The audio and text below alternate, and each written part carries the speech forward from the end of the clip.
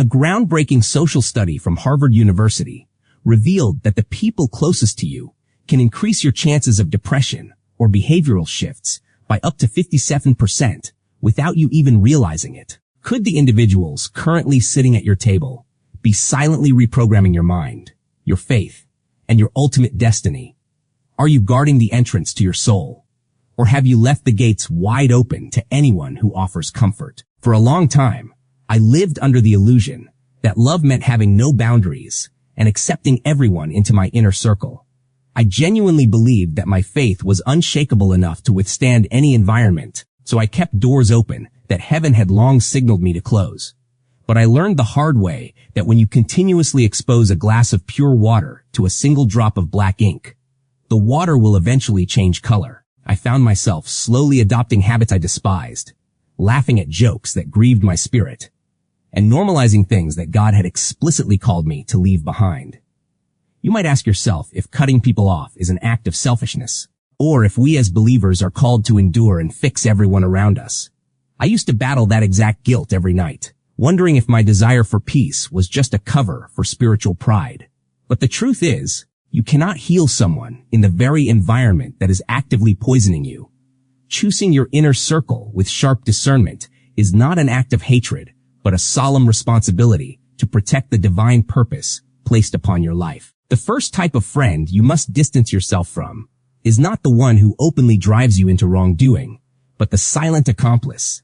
These are the individuals who look the other way when you make poor choices, or worse, they offer a comfortable space for your vices to grow. They never raise a voice of correction, choosing instead to normalize your drift away from what is right through their quiet approval. I remember sitting at a coffee shop with someone I considered a close brother, boasting about a deceptive business shortcut I had taken. Instead of calling me out, he simply smiled, nodded, and changed the subject, making me feel that my compromise was perfectly acceptable. You might wonder if walking away from such a friend is too harsh, or if we are failing to show them the grace that God extends to us. I used to tell myself that keeping them close was an opportunity to be a light in their life, even when my own flame was flickering out. But true spiritual community requires mutual accountability, not a mutual agreement to ignore the erosion of character. Proverbs chapter 13 verse 20 reminds us that a companion of fools suffers harm, meaning that their passive foolishness will eventually become your active ruin. When a friendship provides comfort for your compromises, rather than fuel for your convictions, their silence becomes a doorway to your downfall. The second type of friend you must distance yourself from is the emotional parasite. These individuals do not look for a mutual connection, but rather view you as a convenient depository for their endless complaints and crises. They consume your energy, your time, and your peace, yet they vanish completely the moment your own life enters a storm. I vividly remember a period when a longtime friend would call me at 2 o'clock in the morning, weeping over the same recurring relationship dramas. I would sit up for hours, sacrificing my sleep and my mental well-being to hold his world together. Yet, when my own family faced a devastating loss months later, the only response I received from him was a single emoji 3 days late. You might ask yourself if walking away from someone in distress is a failure to show Christian compassion. I used to torment myself with that exact thought, believing that enduring their constant emotional drainage was a test of my spiritual maturity. But I eventually understood that true brotherhood is a two-way street, built on mutual support, rather than one-sided exhaustion. Proverbs, chapter 17, verse 17, states that a friend loves at all times, which means consistency in the valleys just as much as on the mountain peaks. When a relationship continuously drains your spirit without ever pouring anything back into your soul, it is no longer a connection, it is a captivity.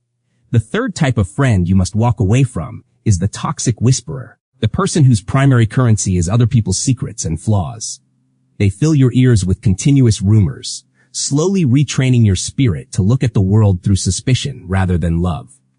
Over time, this constant stream of negativity acts like a slow poison, paralyzing your ability to trust and eroding your own spiritual peace. I used to sit at lunch with a colleague who always had the latest stories about everyone else's failures in our community.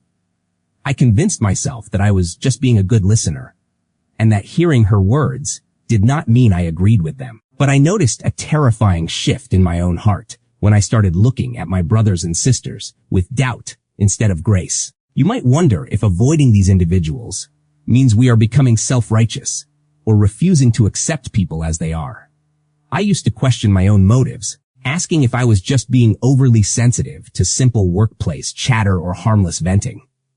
But the truth is, a person who brings you the secrets of others will always take your secrets to someone else as a gift. Proverbs chapter 16 verse 28 warns us that a whisperer separates close friends, proving that gossip destroys the very foundation of unity.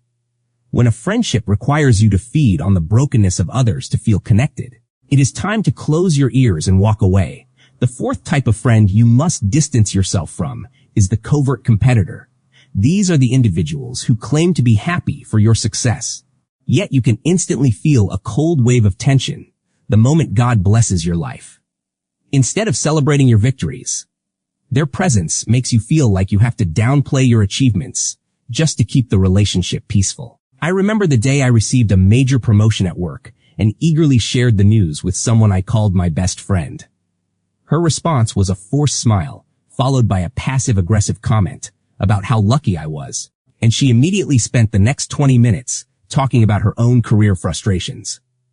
You might ask yourself if recognizing this envy means you are being prideful or assuming the worst about the people you love. I spent months second-guessing my own intuition, telling myself that I was just being overly sensitive and that she was simply having a stressful season.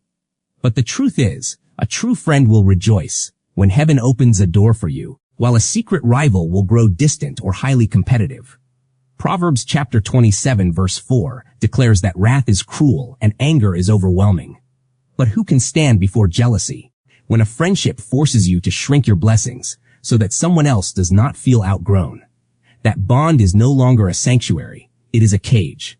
The fifth type of friend you must distance yourself from is the keeper of the past. These are the individuals who refuse to let you heal, constantly bringing up your old mistakes and demanding that you remain the person you used to be. They view your personal growth as a threat to their comfort, so they use your historical vulnerabilities as a weapon to keep you small. I recall a gathering where I ran into a group of people I spent time with during a very chaotic and destructive season of my youth. The moment I shared how much my life had transformed through my faith, they immediately began laughing and recounting my worst moments from 10 years ago.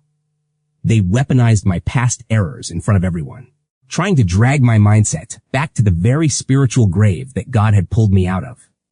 You might ask yourself if leaving these old connections behind means you are erasing your history or pretending to be perfect. I used to battle intense feelings of shame, wondering if avoiding these old friends was just a sign that I was too weak to face my past. But I realized that honoring your transformation means refusing to let people imprison you in a version of yourself that no longer exists. Philippians chapter 3 verse 13 instructs us to forget what lies behind and strain forward to what lies ahead.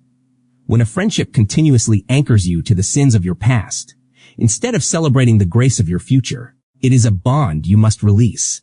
The sixth and perhaps most dangerous type of friend you must walk away from is the silent destiny thief. These individuals are not cruel. They do not gossip, and they never openly encourage you to commit a crime or live a toxic life. In fact, they are often incredibly kind and pleasant to be around, but they consume all of your time with meaningless distractions. They invite you to endless social gatherings, casual hangouts, and comfortable routines that keep your mind beautifully asleep.